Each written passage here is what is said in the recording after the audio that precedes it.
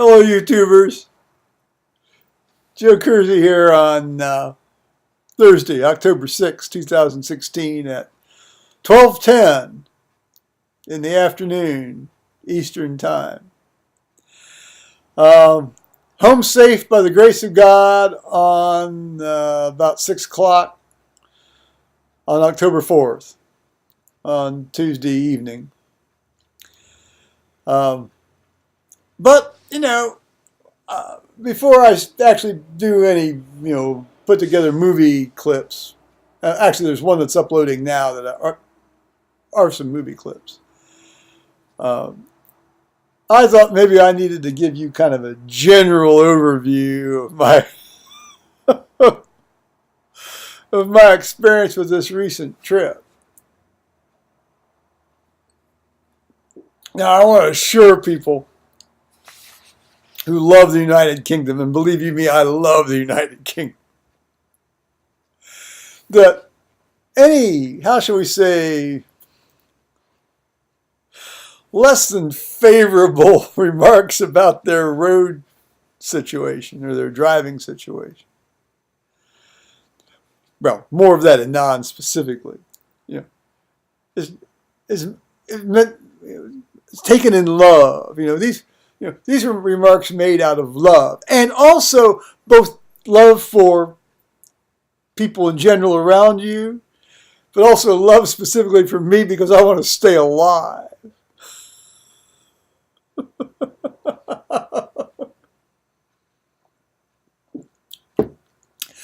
Paul Theroux, the travel writer. I don't know if any of you. I mean, if you read his travel books, Paul Theroux or Thoreau. He's a travel writer, but it was interesting. He made it clear in his books that he did not travel with a camera. He traveled with a notebook. He traveled with his brain. And one of the points he makes repeatedly in his books, and they're well worth looking at, particularly the train journey across Russia. And also then the one where he kayaks around islands in the South Pacific. His point was, you remember what you need to remember. You carry away from your journey in your head. You don't carry it away in a device, in a box, on an SD card. He was writing, I think, before the advent of the era of SD cards. Maybe not. Maybe I'm wrong about that. Now, as it turned out, I went over there loaded for bear to take photographs. But I ended up taking I probably ended up taking about 300 photographs. This in the digital medium, you have to worry about film. You just shoot away. But I ended up taking about 300 over a 3-week period. That's very unlike me. Put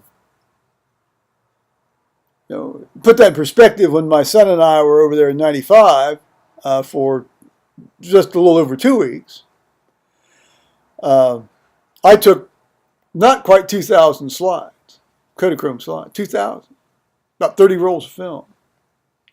Well, that's not quite 2,000, that's 1,200, 1,000, a lot.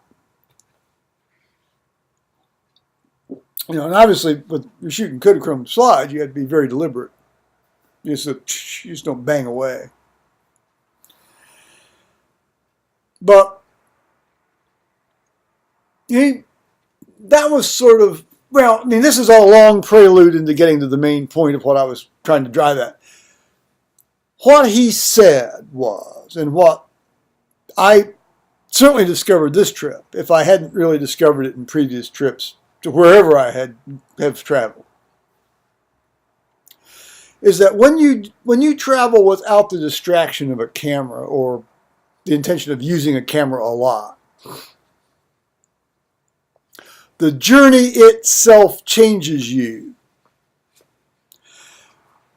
To use an analogy that is like, if you read through all of the Psalms in the Coverdale edition, and then do that repeatedly over a 2 or 3 week period and do that repeatedly and do that repeatedly and do that repeatedly and do that repeatedly, it changes you. I mean, your head is different at the end of having done that 5, 6, 7, 8, 9, 10 times.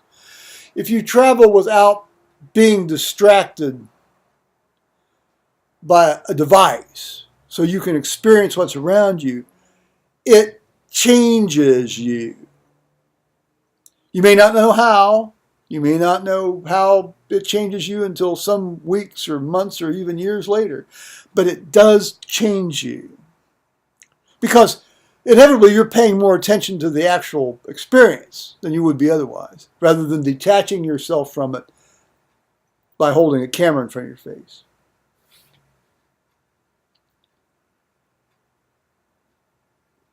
So, intentionally or not, that's sort of how I traveled this trip. Now, I found out a lot of stuff about myself on this trip. A lot of it not all that good. But, a lot of it sort of inevitably needed to be faced anyway. I am really very nearly physically unable to do the climbing of stairs and things in the amount of time that is so you quickly enough so you don't disrupt people behind you, particularly if you're carrying a piece of luggage, and particularly if only one leg really works for climbing because of my ACL problem. I also found out, well, the same goes for the same thing goes even more for going downstairs. Let alone narrow, tight stairs in hotel hallways. So, I also found out that after I had this bit of a stroke back in August of 2011, a posterior circulation sort of cerebellar type stroke, that my natural clumsiness, which became worse after that stroke, I'm almost, some days, because some days are good, some days are bad. Some days I'm fine. Some days I have a hard time to keep from falling over sideways a lot of times. So I became aware of that. I discovered that while I can drive the car over there with the intensity required in terms of keeping from wrecking, bear in mind that on a normal day, I'm not exaggerating, on a normal day in many of these streets and narrow roads, this is the passenger side, okay? This is the driver's side. You might be only about this far from hitting something with your mirror. Or, if you ignore the distance of the mirror, this close to hitting something after the mirror's gone. Now I could do that, but the problem with that is then that means that you can't really I can't really navigate. I don't know where I'm going unless somebody's sitting there telling me where to turn. Which brings me then to sort of the general point is, dear UK Parliament, spend some of that tax money on putting up a sign with a road number on it. Americans it's not just Americans. we can't be the only nationality that has a problem with this. A sign on the edge of the road, say every 3 miles. I'm not saying every 3 miles or so, with the sign that says, "Oh, this is the A such and such," or the B such and such. Don't tell me what town we're going to next, or 3 or 4 towns down the road. Just, tell me the road number, because that's what's on the map, see? I mean, the name of the town they choose could be, some little tiny burg, East Jesus Sheffield or something. I mean, it's or put up a road number. The other thing I would ask is, if you're going to put a sign up on the edge of the road that tells you directions to take at a roundabout or where to make a turn or whatever, fine, put it up. And they are up. They do put those up. They put them up. Sometimes they put them up maybe about half a mile or so before the actual turn. And by the time you get to the turn, you think, what the fuck? What the fuck? Where do I go? Where do I go? The other problem is, and this is the more general problem with those signs, whether they're put close to the intersection or the junction or not, is that in almost all cases you have foliage or tree limbs hanging down so that, say you're driving along at, say, even 30 miles an hour, which is the general speed limit over there in built-up areas. And the general speed limit anybody's going to self-impose on themselves on some of these B roads with hedges about this close to you, if you've got any sort of sense of self-survival skills. The foliage goes, so you might see about a half to maybe a third of the sign, and you're going by it, and it's sort of off, and you go, before you even realize there's a sign there, and it goes, phew, phew, and you see just enough of the words on it to think, that might have told me where I needed to go. But by that time, you're down the way, and God help you finding a place to, turn off and turn around. So my gentle, loving suggestion to the UK road departments, whatever you guys call it over there, is put up some signs, and when you do, make sure that a lot. I love, you guys know I love trees. You know I love trees.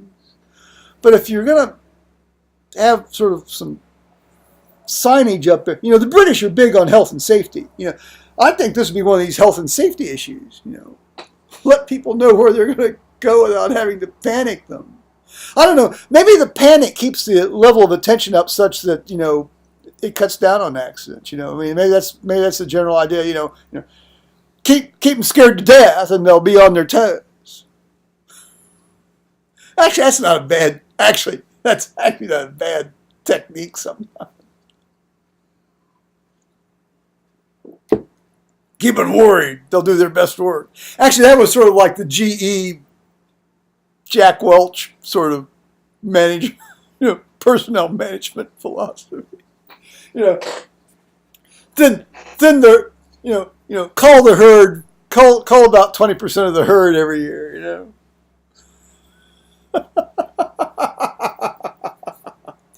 So I did find out some stuff about my own personal abilities and so forth.